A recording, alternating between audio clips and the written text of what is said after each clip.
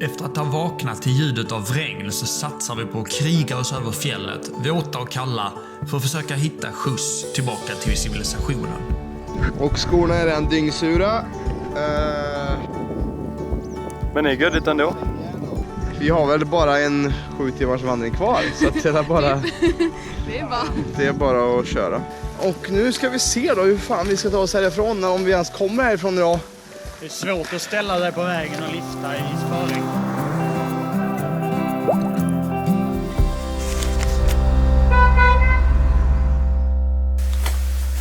Dag 21. Jag har ju sovit här. Och en centimeter ligger kvar.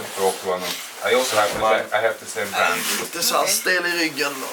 Men idag har det regnat rätt mycket under natten så att allt kommer att ha blött. Så jag tänkte ha strumpa. How was your night? Påsar och strumpa. Skor. Vi ser om det funkar. Next. Bye Simon. Have a nice trip. Så där. Då var vi på vägarna igen. Dag 21. Och Vi har hittat en Kompanjon. Jonna. Companion. vi har humöret uppe och vädret är inte lika bra som igår, men jag har sett att det ska regna för mycket i alla fall. Kanske behagligare att gå i där idag, man vet. Det har ju inte ens gått i en kvart. Och regnet har börjat komma här nu. Hur känns det här, Hugo? Lite motigt måste jag säga. Ja, jag har ju regnjacka och sånt, men kommer bli lite otympligt tror jag. Det ser väldigt kul ut måste jag säga. Så det? Det ser rätt kul ut. Det ser ut som Skalman. Gör en liten fashion piruett där, jag måste säga. Och skorna är redan dyngsura. Men det är gödigt ändå. Vi har väl bara en 7 timmars vandring kvar, så att det är bara att köra.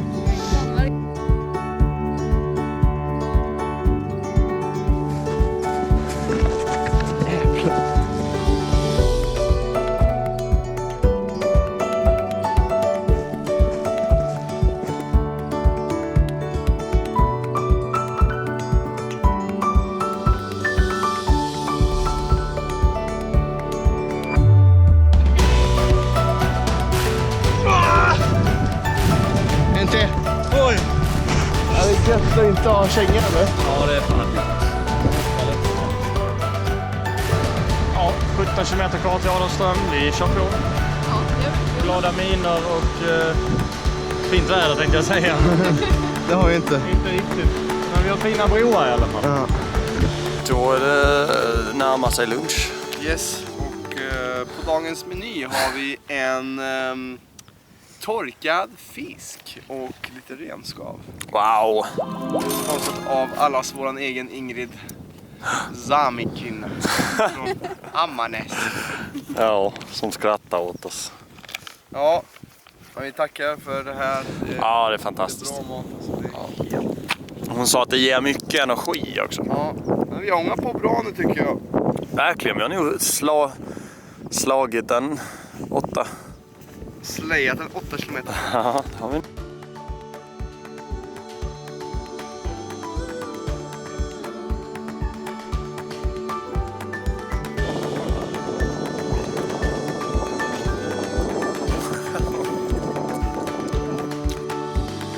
Det är skönt.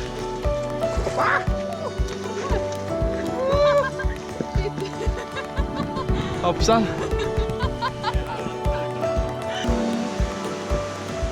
Hur känns det kroppen? Ja, man är ju trött alltså. Och fötterna är så jävla blöta. Ja. Så att man känner ju att man går och naggar upp någon form av skoskav. Ja. Det har inte kommit än. Men man känner att det är något på gång. Ja, 3 timmar att gå kanske till. Ungefär. Ja, jag har fått.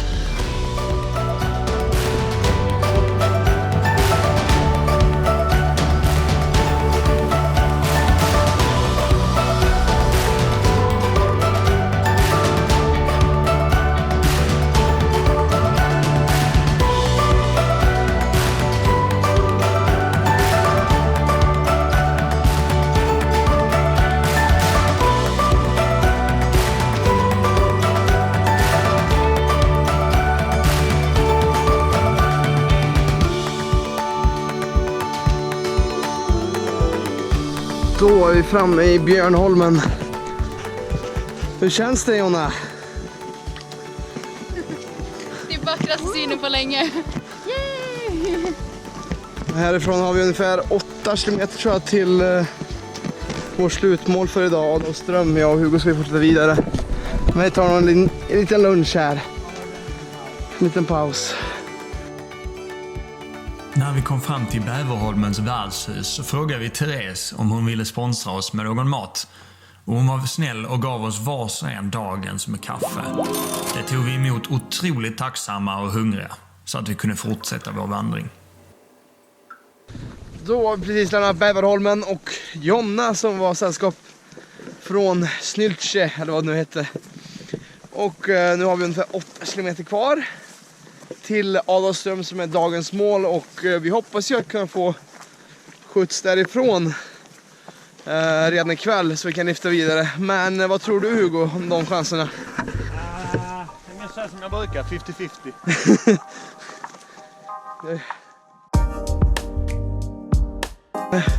Men fortsättning följer om vi hinner till Adolfström innan den här postbilen kommer då. Lite drama här, känner jag. Ja, verkligen.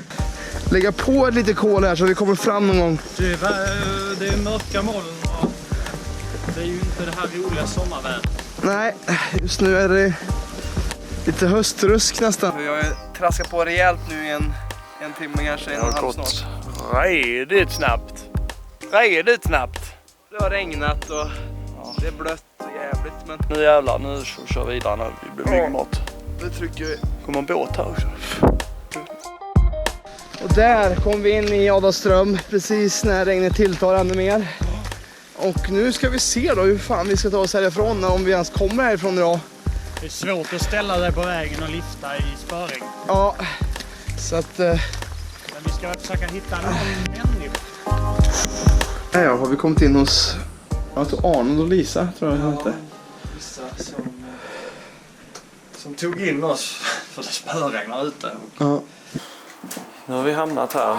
Hos Arnold och Lisa, första stugan som vi hittade här när vi kom till Adolfström. Får vi både ta skydd från regn. Och vi får en kopp kaffe här faktiskt, lite kaka. Ja. Var det spöregnar ute?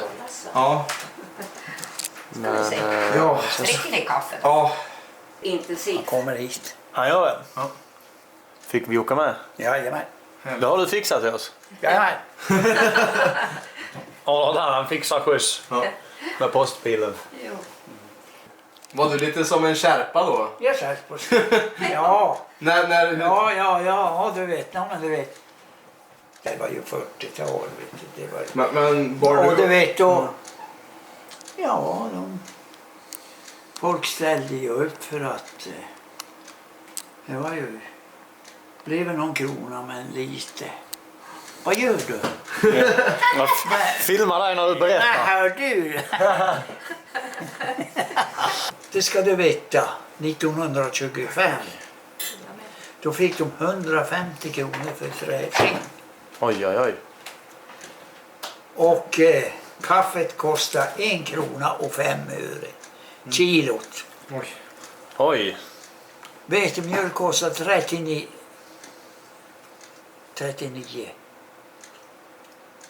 öre. 39 öre kilot, oj.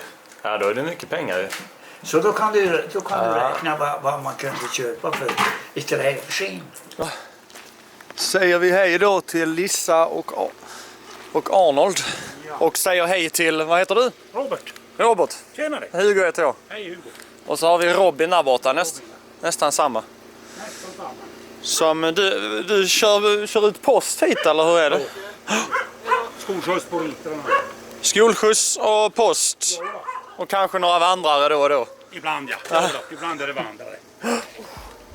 Det är inte så ofta. Det är en sån här resa genom Sverige och vi har ju kommit ganska långt i alla fall nu. Vart startar ni då? Smygehuk. Herrejäklar.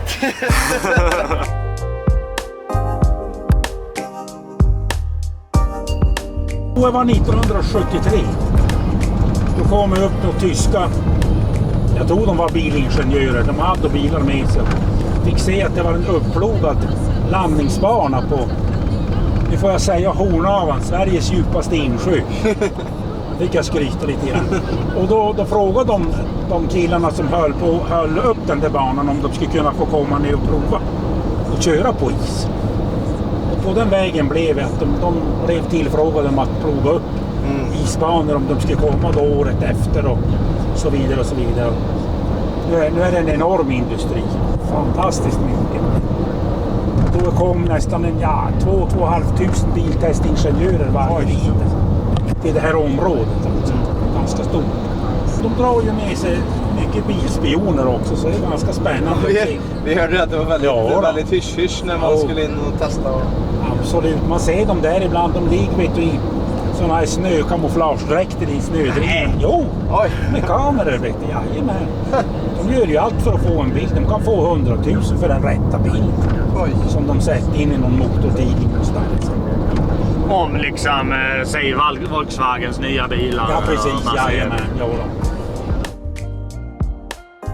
Sådär ja. Då har vi kommit till Arjeplog med Robert som kör postbilen mellan Adolfström till just Arjeplog. Och vi har precis lämnat vårt nummer till honom och väntar på om han kan fixa boende till oss här ikväll. Det har varit schysst. Det är ju en tråd i alla fall. Ja, för att vi har ju blöta kläder, blöta skor, allting är blött. Idag känns det som typ den kvällen man mest vill ha en säng. Ja. Och husrum. Ja. På, jag tror det är Leons heter det här.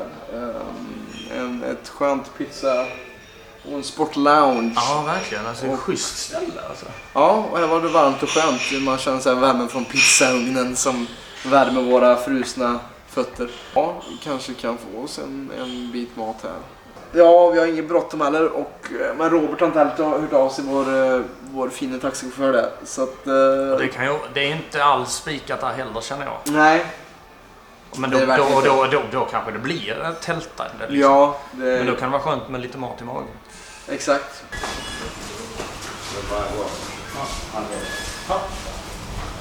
Tack så jättemycket. Tack. Nu sitter vi här på Frasses i Arjeplog och Manuel är restaurangchef här både för Leon där vi också varit och suttit in ett tag här nu. Och vi frågade om mat och hon hänvisade till Manuel som frågade om vad gör ni? Luffar ni eller? Och ja, det gör vi faktiskt. Och han skulle bjuda oss på ett skråmål sa han var. Och det är fantastiskt efter en dag av vandring. Vi är ganska slitna, blöta framförallt.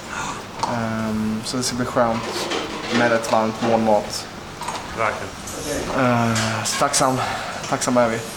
Hur känns det då när folk frågar liksom, är du luffar? Alltså det är vi ju. Så att det är ju liksom inget mer med det. Det känns lite så här nedvärderande på något sätt, men det är det vi gör. Man har två så här, folk som vill äta, du vet, så här, pengar på då vad är det för någonting? Då tar det väl 30 sekunder när jag liksom har kännedom för andra människor.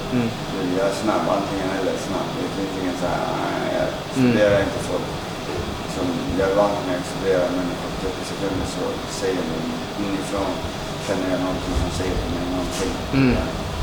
Och jag går efter det. Är ni luffar liksom? För att du har väldigt såhär, din ton är så väldigt lågmäld. Så jag tog såhär att du var såhär, var lite såhär negativt. Nej, men jag är väldigt... Men när jag hörde dig prata nu i typ en kvart nu så hör man att du har ju sån ton. Ja, det är tonfallet. Så jag först tänkte jag att han kommer inte säga nej eller ja till det här. Liksom. Men du förvånar mig faktiskt. Nej, men grejen är att jag är väldigt... Dagarna efter podcasten.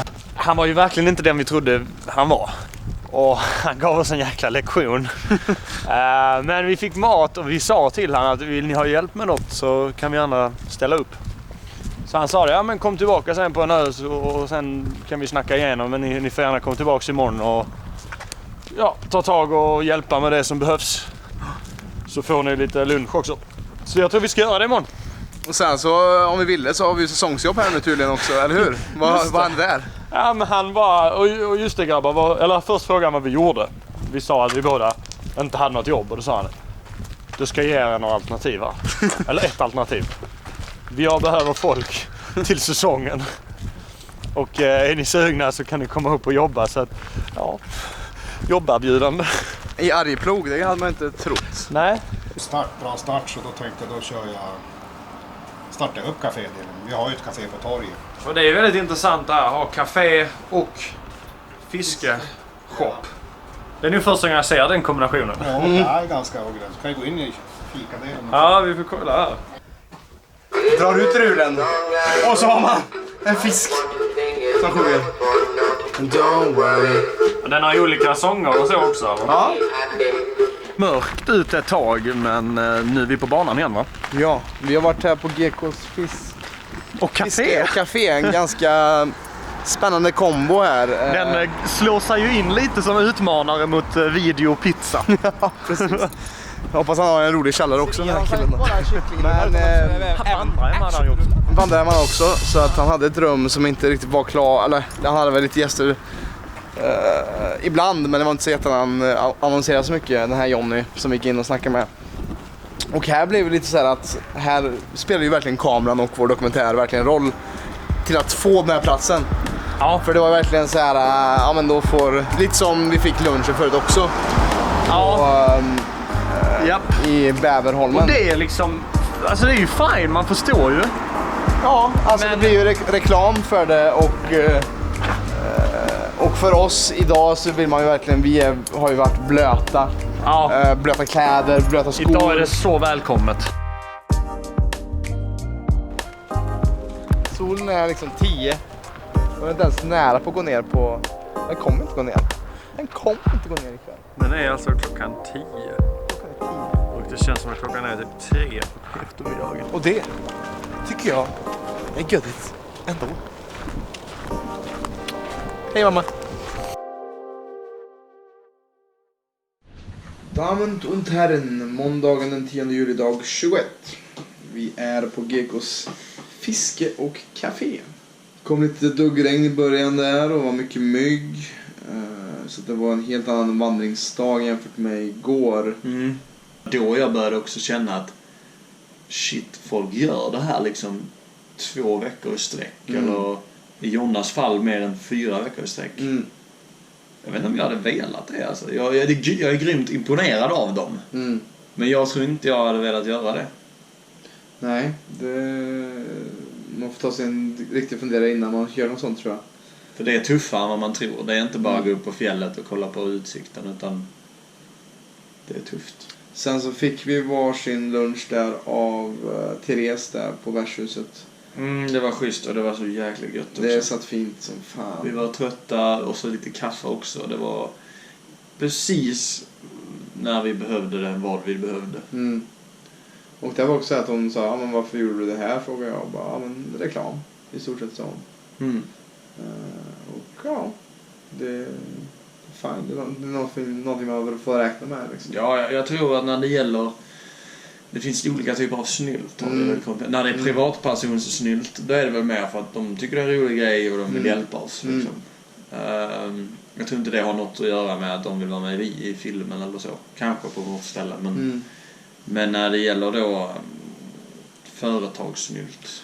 Ja, då är det nog mer så. Ja, och vi har ju sagt, vi har pratat om det tidigare, att det är inte lika kul med företagssnylt heller.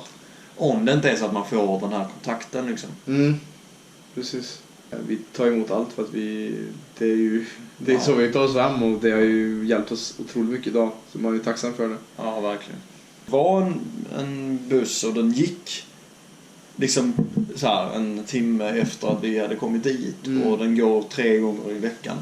Så det kändes som att men det är det här vi ska göra liksom. För att imorgon är vi nog tillbaka på 100%. Jag tror det. Ses då. Gör det.